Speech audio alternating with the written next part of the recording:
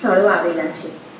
ગુજરાતમાં ઘણા બધા પ્રવાસીઓ દર વર્ષે જુદા જુદા સ્થળોની મુલાકાત લે છે, જેમાં અમદાવાદના કાંકરિયા તળાવ, સીદી સૈયદની જાળી, સાબરમતી આશ્રમ, શાહ આલમ રોજા, સરખેજનો રોજો, ઇસ્કોન મંદિર, ભાગવત વિદ્યાપીઠ વગેરે જોવાલાયક છે।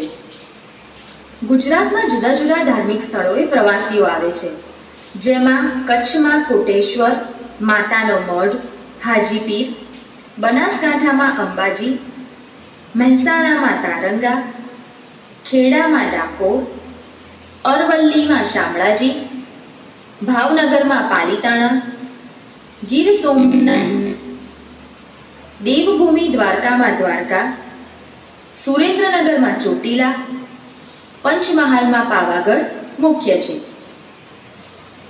પાટણમાં આવેલ રાણકી વાવ, મહેસાણામાં આવેલ વડનગરનું કીર્તિ તોરણ, મોઢેરાનું સૂર્ય મંદિર, અમદાવાદમાં અડાલજની વાવ તથા સીદી સૈયદની જાળી, પંચમહાલમાં ચાંપાનેરનો કિલ્લો, વડોદરામાં ડભોઈની હીરા ભાગોળના શિલ્પ સ્થાપત્ય જાણીતા છે।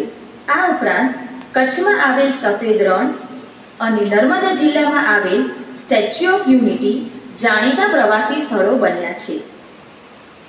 સુરત જિલ્લામાં ડુમસ, નવસારીમાં ઉભરાટ, વલસાડમાં તિથલ જેવા દરિયા કિનારે પર્યટકો આવે છે।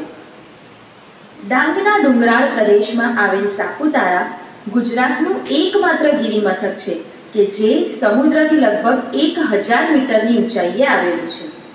જૂનાગઢમાં આવેલ ગીરમાં સિંહ, કચ્છમાં ઘુડખર, સુરેન્દ્રનગરના નળ સરોવરમાં યાયાવર પક્ષીઓનું અભયારણ્ય આવેલું છે।